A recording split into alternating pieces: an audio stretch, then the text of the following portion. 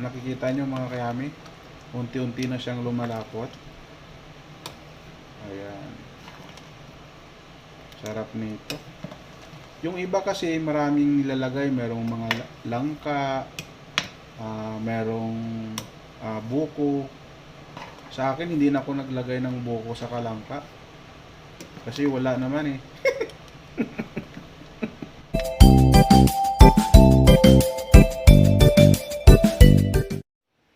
What's up mga kayami? Ngayon magluluto na naman tayo ulit.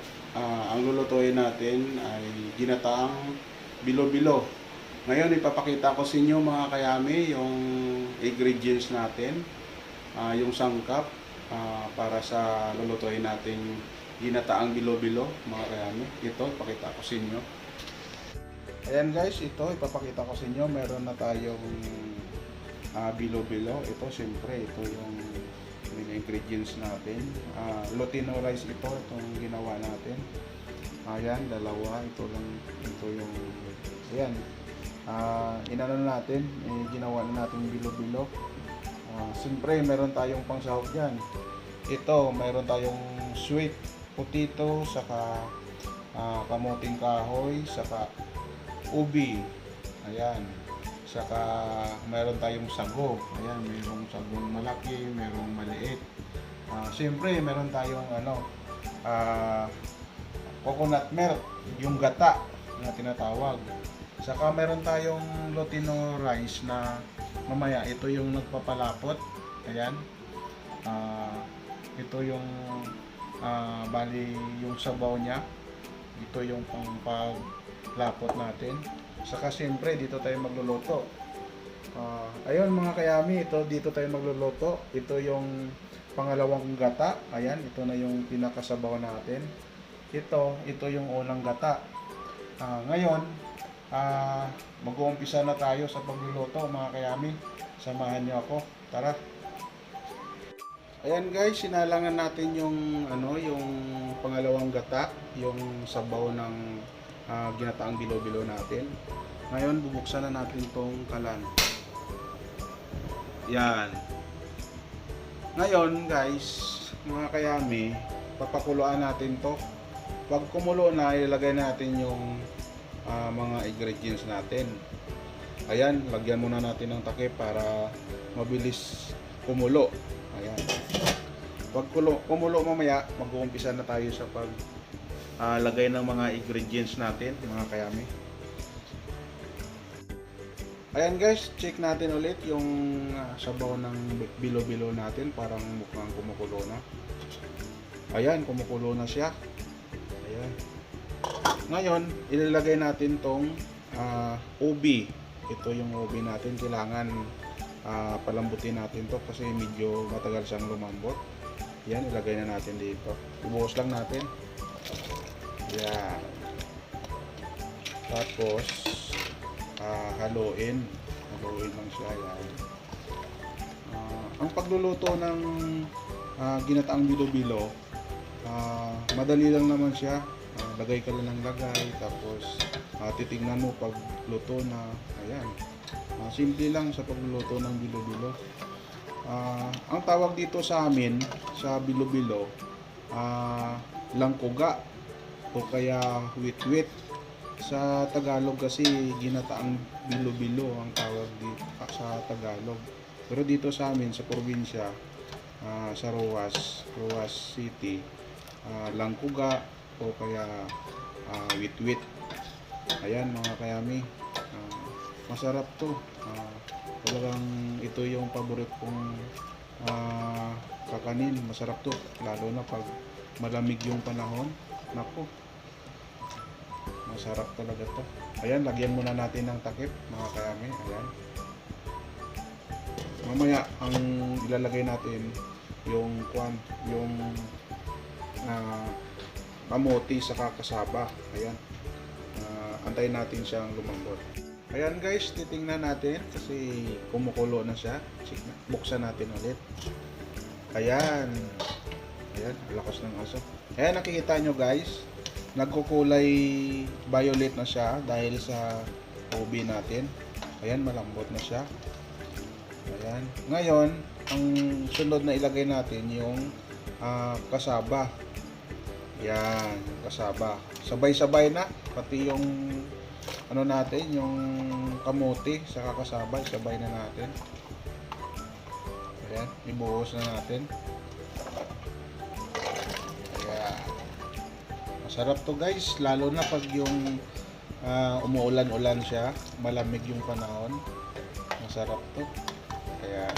Ayan, nakikita nyo yung kulay ng sabaw natin, kulay violet na dahil dun sa ube. Saka ngayon ilalagay din natin yung mga sago. Ayan, yan, ibuhos lang natin. Ganyan lang mga kayami sa pag nagluto ka ng ginataang bilo-bilo o kaya langkuga. Langkuga ang tawag dito sa amin. Langkuga o kaya wit-wit. Ayan na siya mga kayami.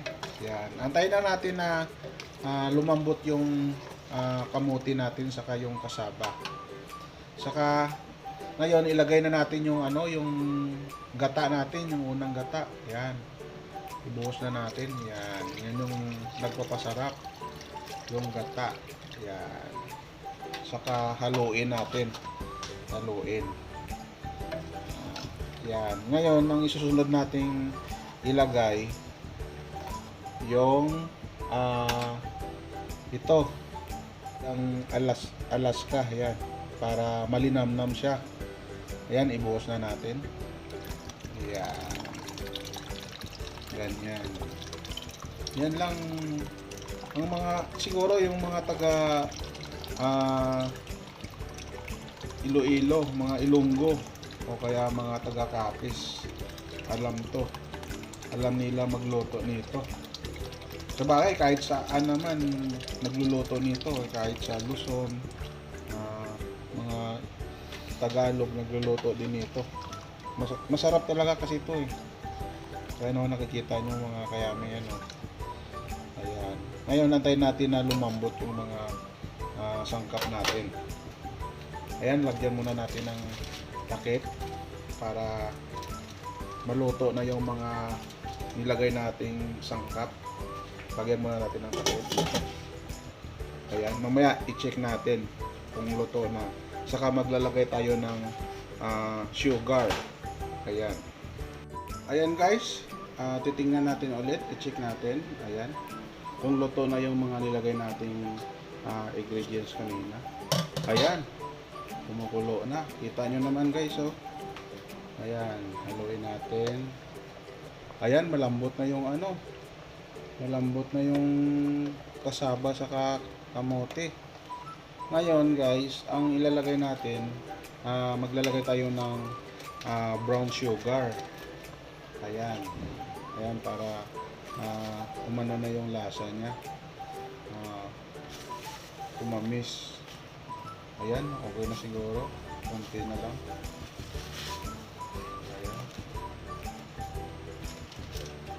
Sa pagtitimpla naman nito, depende sa panglasa nyo kung gaano katamis.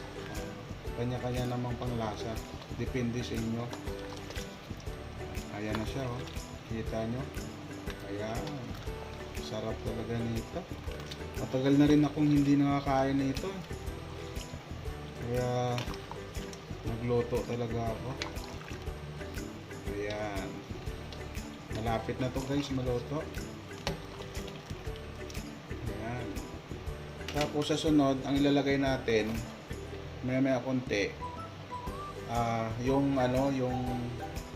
bilo-bilo mismo. Yun ang ilalagay natin.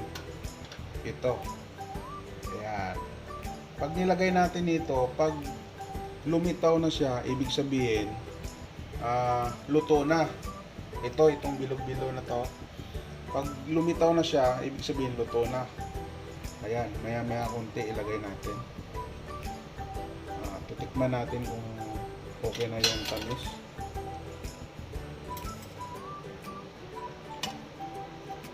Titikman natin. Okay na. Tama na. Magdagdag lang tayo ng konti. Kasi pangit naman pag masyadong matamis. Konti lang. Ayan. Ayan, okay na.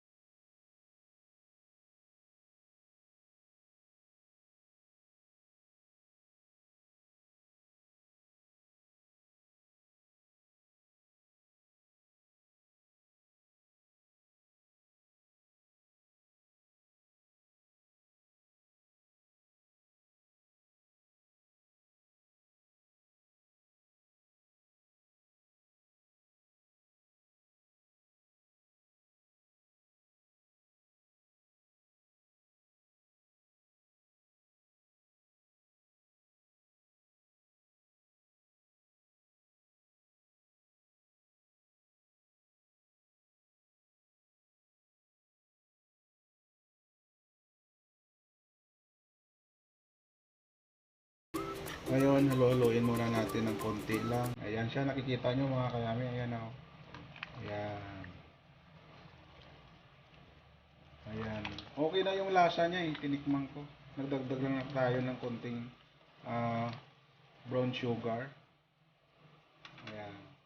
Mamaya-maya konti, ang ilagay natin, ito naman yung pampalapot. Ayan. Lagyan muna natin ng takip para lumitaw na yung bilo-bilo natin. Ayan. Mamaya-maya konti, check natin. Ayan na mga kayami, check natin ulit kung luto na yung, umangat na yung bilo-bilo natin. Buksan natin. Ayan, lumitaw na. Nakikita nyo mga kayami, ayan o. Lumitaw na yung bilo-bilo natin. Ibig sabihin yan, luto na siya. Ayan. Luto na. Wow, yummy talaga to. Sarap to. Ngayon mga kayami, ilalagay na natin yung ano natin, pampalapot. Ayan, lalo siyang lalapot nito. Ayan, ilagay natin. Ibuhos lang. Ayan. Ayan siya mga kayami. Tapos haluin natin. Ayan. Ayan, nakikita nyo malapot na siya. Ayan. Ganyan. Ganyan lang mga kayami sa pagluluto ng bilo-bilo o kaya langkuga. Langkuga tawag sa amin. Wit-wit. Ayan. Simple lang naman magluto nito. Madali lang. Ayan, nakikita nyo mga kayami. Unti-unti na siyang lumalapot. Ayan. Sarap nito. Yung iba kasi maraming nilalagay. Merong mga langka. Merong buko. Sa akin, hindi na ako naglagay ng buko sa kalangka. Kasi wala naman eh. Masarap sana talaga pag kumpleto to. Ayan. Ikita nyo. Luto na to. Ayan. Ayan, umangat na yung ano eh. Yung bilo-bilo natin. Ayan. Saka malapot na yung sabaw. Sarap nito. Ayan mga kayami, maraming salamat sa mga sumusuporta sa channel ko, sa mga walang sawang sumusuporta. Sa mga hindi pa nag-subscribe sa channel ko, baka naman mag-subscribe na kayo. Saka huwag kalimutan pindutin yung notification bell para updated kayo sa mga ina-upload kong video. Saka mga kayami, meron sana akong pakisuyo sa inyo na yung mga ads na lumalabas sa mga video ko, wag nyo naman sanang i-skip para kahit pa paano may pumapasok sa revenue ko. Maraming salamat sa inyo mga kayami, sa mga sumusuporta sa channel ko. God bless and Happy New Year! Bye! You know I'm gonna get you, yeah. Whatever it takes to get there. No, I won't drop you like everybody else does.